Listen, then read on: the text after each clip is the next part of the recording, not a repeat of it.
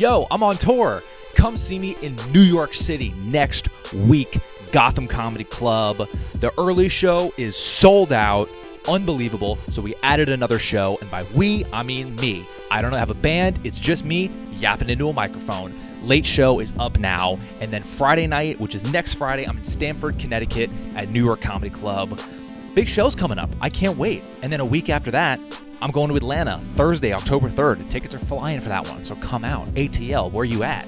I don't like the way I said that, but it still counts for the promo. And then I'm going to be in Richmond, Virginia, October 9th, and then Virginia Beach, October 10th. And after that, really quickly, just going to run through the next cities: Pittsburgh, Buffalo, Cleveland, Philly, Denver, Phoenix, Nashville, Minneapolis. Was that fast enough? Was that too fast? I think you still got the information you needed in that. The shows have been unbelievable. I have the best fans, and I'm a lucky guy. And come experience it with me. On this pod, we're going to be talking about, and I keep saying we. I'm not sure who we is. Who we be? I be Will. You be the audience. And we are going to be talking about these shows in Sunnyvale, a.k.a. the Vale. Lots to talk about, lots to get into. Let's start it now.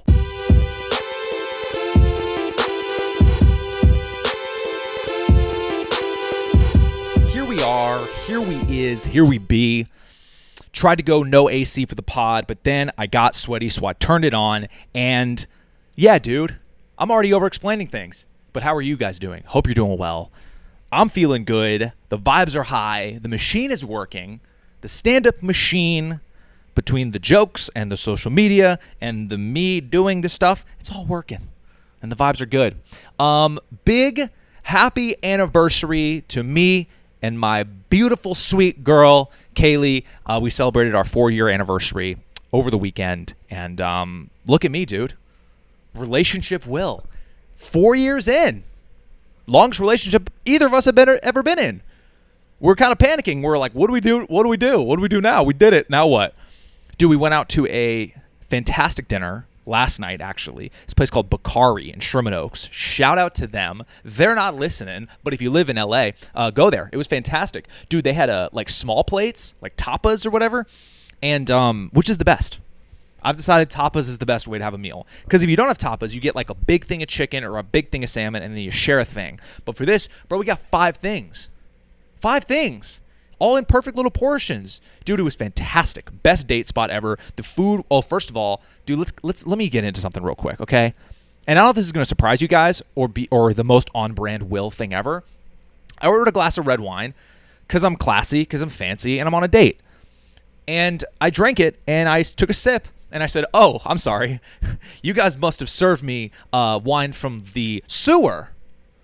Oh, there must have been mix-up. I ordered a Pinot Noir, not a raccoon droppings with a side of sewage. It was probably the worst wine I've ever tasted in my life. And a lot of people would take the L.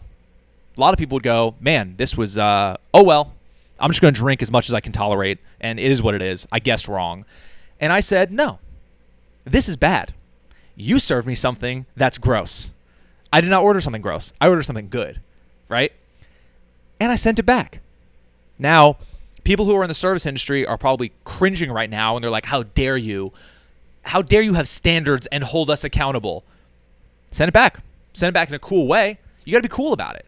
I was like, the food is fantastic, but the wine, I have to admit, it tastes kind of funky. I didn't do the whole sewage raccoon thing. I have class, right? I was in a jacket.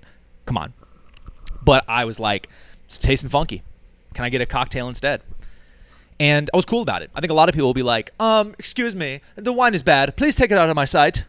I don't like. Please replace. Nah, dude, I was cool. I was like, let's keep it real. And the waitress was like, thanks for telling me. I was like, no problem. There needs to be some accountability. It's like rating every Uber driver a 5-star rating. It's like, dude, there has to be some accountability. You got to throw a 4 in there. You got to throw a 3 in there. But what's funny is I'm saying that, and I don't do that. I don't rate the Uber drivers very honestly. Unless it's specifically bad, then I'll for sure do that. But I usually give them 5 stars. Because I'm like, dude, they're just trying to make a living. I'm gonna give them 4. It's like, come on, man. It's fine. It's fine. Right? What do you guys do with the Ubers? Do you keep it real? I don't keep it very real. But if it's food or wine, come on, man. Have some standards. And, dude, we got, what did we get? Dude, the food was phenomenal. We got gnocchi, which feel weird saying it. Feel like I'm mispronouncing it. It's not gnocchi, but it's gnocchi. Sounds like a Pokemon. Fantastic. And then we got shawarma tacos, chicken shawarma tacos. Unbelievable. We got this pear brie pizza with arugula. Not a big warm fruit guy, but the pizza itself, the brie, and there's some sweetness on it. It was pretty great. We got this stuffed mushroom with cheese, which was unreal. And what was the last thing we got? Brussels sprouts. Fantastic. Too much sauce. Chill with the Brussels sprouts. Quit dunking them in so much balsamic and soy sauce and bullshit. I like them as is. Just put a little salt and pepper on them. Put me a little bit of glaze. I'm good with it. I'm Gordon Ramsay. I'm Guy Fieri. Welcome to Diners, Drive-Ins, and Bives. Welcome to Drivers, Dine-Ins, and Drives. I'm Guy. Welcome to Guys, Drives, and Blives. Drivers, Drives. Dude, the audio was blown out on the last episode. I apologize for that. That was my bad. I listened to it back, and I was like, Jesus, man, fucking relax. What are you, inspiring a college football team? Turn it down. Let's talk about the shows in Sunnyvale, whether you want to or not.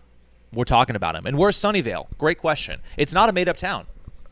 Sunnyvale sounds like a town that you would plug into ChatGPT and you're writing a sitcom and you're like, give me a name of a town, and it would say Sunnyvale. But it's a real place. And it's Silicon Valley. So like the headquarters of Google, and that's the only one I can think of. Places like that. It was near where I grew up. It was, I would say, an hour. Actually, I did the drive 4 different times. It was an hour from where I grew up. And I'd never been there before. The club is called Rooster Tea Feathers. Very silly name. But they know that. They know it's a silly name. They're not like, hey, don't joke about the name, okay? It's a really serious thing. It's like, no, I think their slogan is like silly name, great club or something like that, which I would agree with. So the background of it was I had 2 options. I could either do, I think it was like a one-night show at the San Jose Improv or do a weekend in Sunnyvale. And you guys know me by now. I'm picking the weekend, getting the reps, getting the clips, and probably going to make more money, right? And San Jose Improv, I did it last year. It's an amazing club, but it's a theater. It's a 450-seat theater with a balcony, and it's just intense. I luckily had an amazing show there, but I wanted to try something new with Sunnyvale. And this was like the first date. Dude, this was booked, like the first date of this tour was booked like way early. This was like the first one we got. And I don't know what to expect. I didn't expect to sell a ton of tickets just because this isn't like a big market for me. And it's just, I don't know. A lot of unknowns going into it. It was one of those things where I was kind of like, okay, I'll probably just take the guarantee, which we've talked about, and I'll kind of recap again what that's like. It's like for a club like this, for a club in general, every club gives you a guarantee of like, here's, if you sell 2 tickets, you'll still make this amount of money. But then the door deal comes into play when you sell more tickets, so you make the club more money than the guarantee. All of a sudden, then you get into the ticket splits, right? And so for a weekend, the guarantee is usually pretty good. And I think I talked about this in Panama City. That was a club where I was like, I'm just taking the guarantee. No way I'm going to sell whatever. It's like 300 tickets to make more than the guarantee. And this was one of those ones where I was like, I don't know. Probably just going to get the guarantee. So I didn't promote it like super heavy because I didn't think I could sell like, I didn't want to but I didn't want to utilize those promotional eyeballs for something that, it's like if I'm promoting something, I want people to pay attention and I want that click on my, whether it's my story or a post, it's like, that's so meaningful to me. So I want to make it count. Again, maybe too much information, but that's the Willie B pod. Too much information and a lot of yapping because it's just me here. I opted to stay at home, dude. I stayed, and I grew up, the town I grew up is in Orinda, which is about an hour away. And the club gave me 2 hotel rooms for me and Anthony, my opener. And I was like, dude, I'm going to stay at home because my parents are divorced. Mom, dad, they live about 10 minutes apart. I usually stay with my mom when I go into town. But this time, it's my dad and my stepmom, and she happened to be gone. And so my dad was going to be alone. And I was like, dude, I should just stay with you. Let's bunk up. And I did. It was like the most time I've spent with my dad in like years. We had this one-on-one time. It was just that classic father-son time, man. It was so nice. It was such a good excuse to be able to spend time with my family. Saw my mom plenty of time too, and just also be working and doing shows.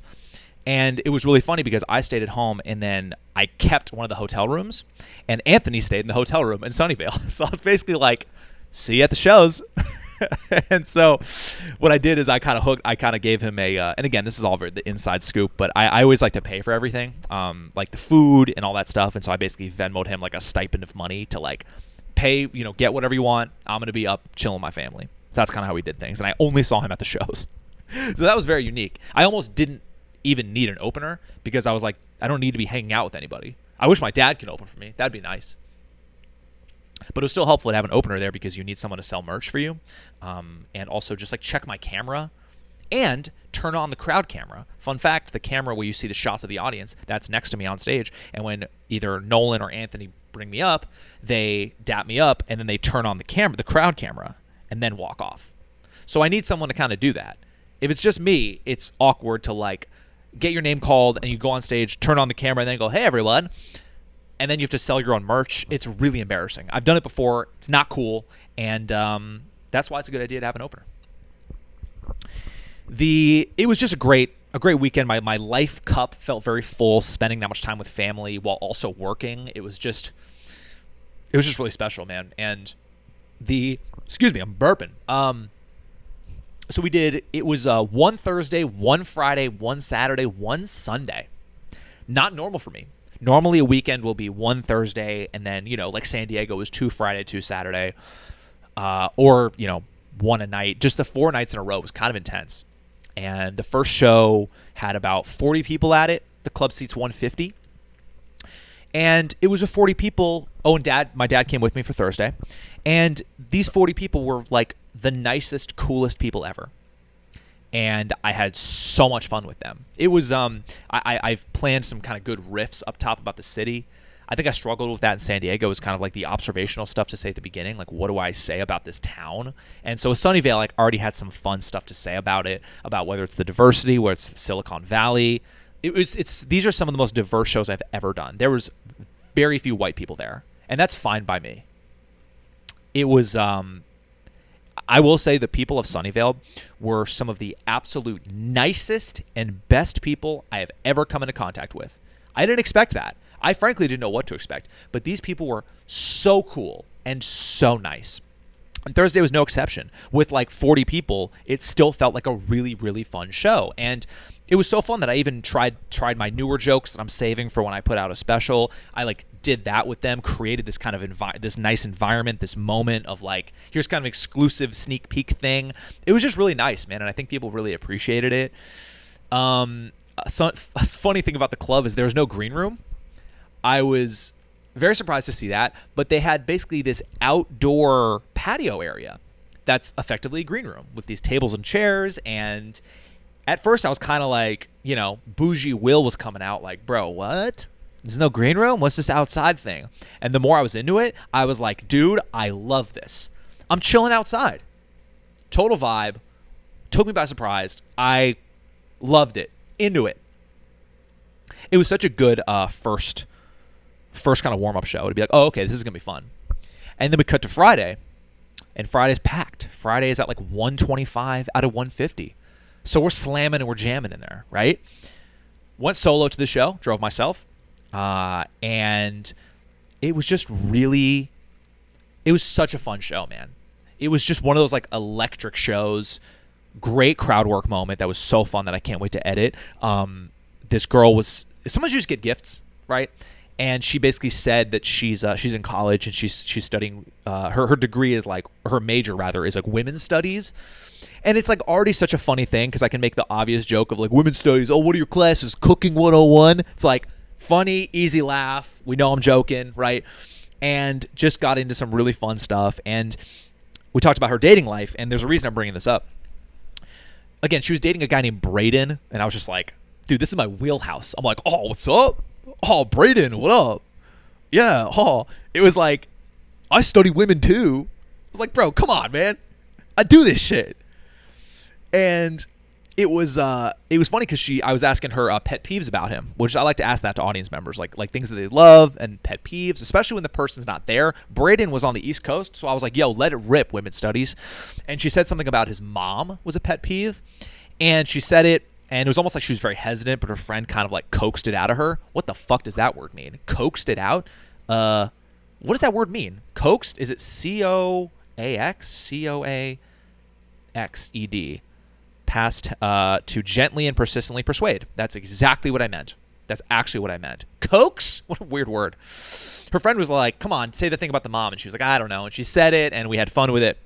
And at the meet and greet, she came to the show, or to the meet and greet, rather. And before she could say anything, I told her, I said, hey, if I end up using any of that footage, I won't use the part about the mom. And she was like, thank you. We were just talking about that. And I felt really, really good about that.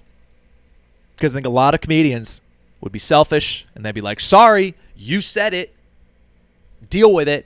But I was like, no, dude, because I can imagine if I like put it in the clip and Braden sees it and he's like, oh, wait, what? You don't like my mom? I'd feel bad, dude. I don't want to create some weird tension for them. And you can tell she was even shy about saying it. So I loved that I beat her to the punch and was like, yo, don't worry, I won't put it in there. It was just this nice moment, man. It's like, I'm not better than anybody. We're all just humans trying to make it in this world, bro. I'm trying to make things easy for you and not make you feel weird.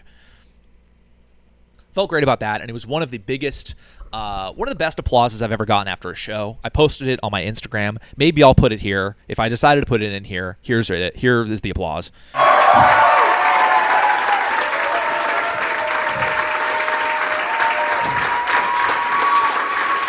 Thanks, guys.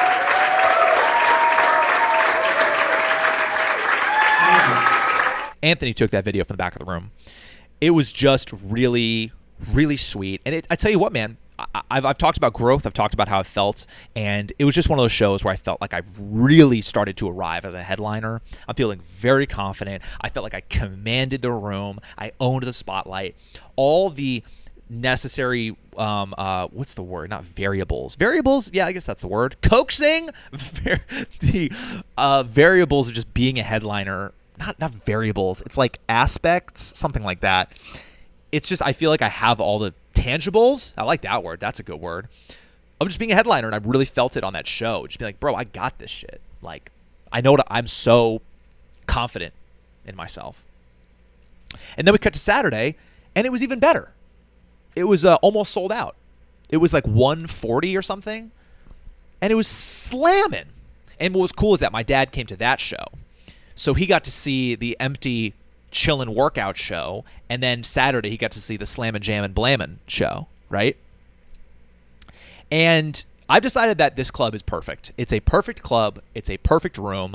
I love the stage. I love the feeling. I love just the whole vibe of the room is pretty perfect. The sound is perfect. It has low ceilings.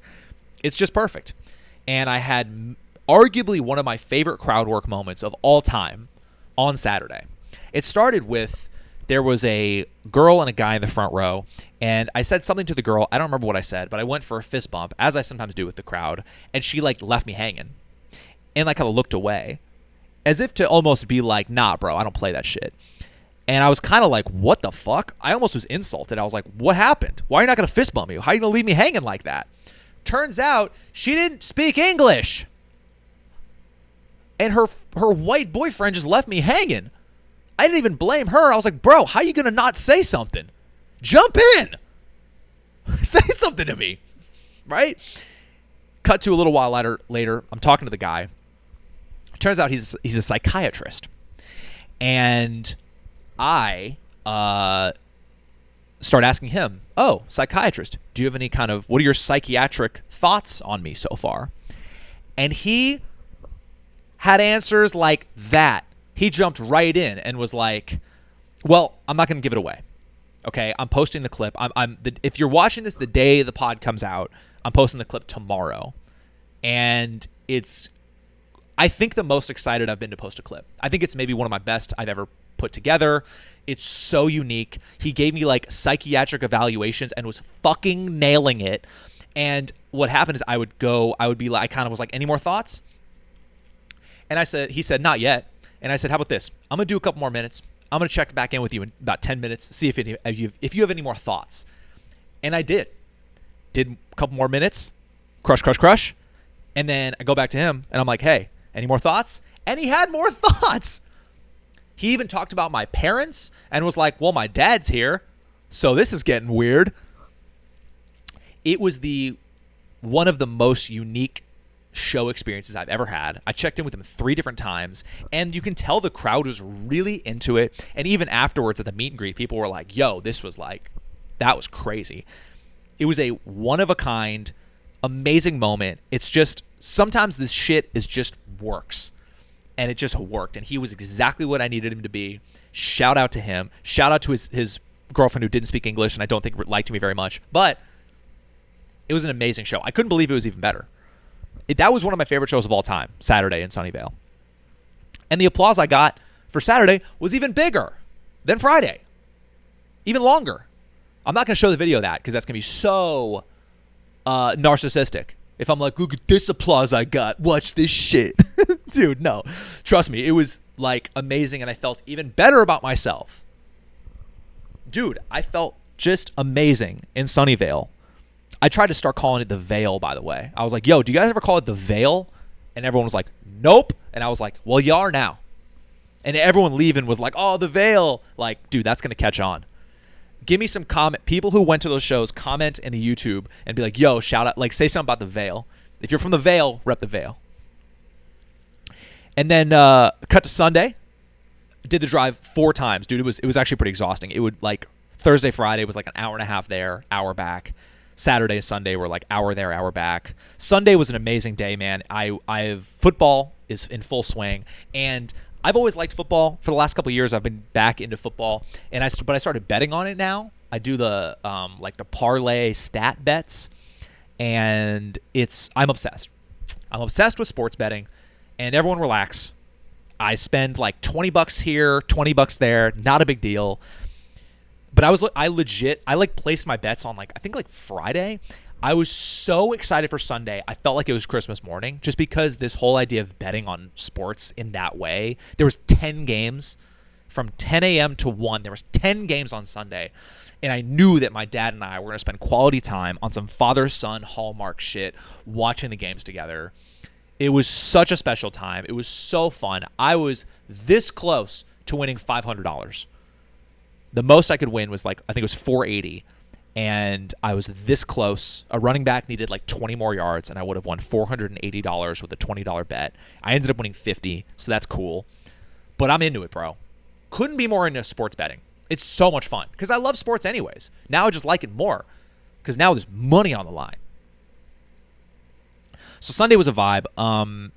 And it kind of the vibe shifted a little bit on Sunday. It was weird because the schedule was I was staying at my dad's Thursday, Friday, Saturday, and then I stayed with my mom Sunday night because she was going to take me to the airport on Monday. And so I knew I wouldn't see my dad before once I left for the show Sunday, my mom was going to come with me Sunday, and I knew once I said bye, I wouldn't see my dad for a while, and I was sad. I was really sad because Obviously, I'm always sad to leave home, and I talk to my mom more, and I spend a lot more time with my mom. So when we say goodbye, it's not as kind of sad to me, just because it's it is sad. But she was just in LA a week ago, so it didn't feel as dramatic. But I knew that I was sad about saying goodbye to my dad, just because it was it was this quality, this one-on-one time, which we very rarely get. Because also we're just so busy, it's we don't really plan for father-son trips, which I really would like to. And I was just feeling really sad. I was kind of emotional saying goodbye, just because I love my dad a lot, and I was sad to leave. And yeah, so it kind of put me in a weird funk, And I also was really excited that my mom was going to come, and I was also coupled with this just feeling kind of bummed, saying I'm not good at saying goodbye. I don't like goodbyes, so it was just hard. And Sunday also, I was very much very anxious to get home. The trip usually would go, I would usually be going home on the Sunday. And so it was weird to just do another hour drive there, hour drive back. And I knew the show was going to be 40 people. So I was kind of oh man, this is going to be kind of a schlep to knock out this show, man. I really wanted to get home. It's when I'm gone, not only am I gone from Kaylee, but I'm also gone from Oso, and she has to take care of Oso 100% while I'm gone. In the morning, feeding him, walking him. It's a lot of work. He's a big dog, and so it's just hard just being away for that long. So I was feeling, excited for the show, excited to hang out with my mom, but I was also feeling sad about saying goodbye to my dad, anxious to get home. I was just kind of a mess. I didn't feel very funny is also a part of it. I just didn't feel silly. I didn't feel funny. And the show was definitely the hardest show of the weekend was Sunday. It was very low energy. It was similar to Thursday where everyone was really cool, but it was just lower energy, so I had to work a little bit harder. Turns out, like, half the people were really stoned, which was a hilarious reason to be low energy. It was like, oh, you're medically low energy. Got it. Would have liked to know that when I was talking to you. Well, actually, someone did. I talked to one friend group who they were all stoned, and we had some fun with that. But, some people, it was like a harder show, but it was still really fun. And you guys know me, like, I don't ever phone it in. Some comics would be like, oh, man, whatever. I've been fucking killing Friday, Saturday. I don't need this shit. But, like, I worked really hard and, like, worked for it and gave them a really good show. And I also worked out, gave them the new material stuff like I did on Thursday as a kind of like a bonus for not having the most full show. And, I still treated it like it was like a sold out show, which I always like to do, man. No matter what show you come to, I'm going to give you my best. Always. And again, I want to give like a big shout out to the people of Sunnyvale. Like, again, some of the, like, I'm not joking. Those are some of like the nicest and most genuine compliments I've ever gotten in my career. I felt really good myself, but then people made me feel really good. So if you're in the Vale, just thank you for being so nice. I couldn't believe how cool everyone was. I can't wait to go back. And yeah, left on Monday, got back to my life. Funny enough, dude, the governor of California was on my Southwest flight, Gavin Newsom. I think he's the governor. Let me fact check myself in real time here with my one. Yeah, governor of California. Dude, this guy, like, he's the most richest looking guy I've ever seen. Look at his hair. His hair is unbelievable. And this dude was slick, bro. It's like if you drew a politician, that's who this guy is. If you had an action figure of a governor, this is him. How is he not an actor? This guy's a stud, dude. He's tall. He's got the slick back hair. Anyways, they his chief of staff or something kind of like escorted him onto the flight. He got right onto the flight, and I was like, "It's fucking Gavin Newsom." He was sitting in like 8A. Part of me was like, "Bro, you're not flying private? What's going on?" Then again, quick flight. It was Oakland to Burbank. So may as well just hop on real quick, get to Burbank. So smart guy. But it was really cool to see him. I was like, huh. And I think he's a bit of like a what's the word? Some people don't like him. I don't really have any opinions about him, but it was just cool to see a guy on my flight. I also saw an NBA player on a flight not that long ago on my Southwest flight. This guy DeLon Wright was on my flight from, I think it was Burbank to Vegas. So I think these like rich guys, I think they'll just rock like a 30-minute Southwest flight. It's kind of smart. It's easy. Shout out to Gavin. Actually, do we shout him out? Yeah, we'll shout him out because it was funny to see him. That's the pod, dude. I'm donezo with this. I gave you all the stuff you needed for the ep. And I didn't just check a box. I really enjoyed doing this. And I appreciate you guys tuning in. Please subscribe to my channel. I'm trying to put up more long version of stand-up clips. It just takes a long time, and they don't really go anywhere, so I don't put them up as much as I could be, so I'm going to try to get better about those. And come out to the shows in New York. Again, the Gotham early show sold out, which is crazy. It's such a dream come true that happened, and so the late show's filling up. Atlanta's filling up. Stamford, Connecticut, that one's running a little low, but, so get your tickets now. And look, man, I appreciate you guys. I'm very grateful. I live in that gratitude state, and I'm excited to meet you guys on the road. Again, thank you for being so cool. Everyone who comes to my shows, I have the coolest and nicest, most genuine fans ever, and I'm really grateful for that, man. So I'll see you on the road. Have a good rest of the week. I'll see you next week.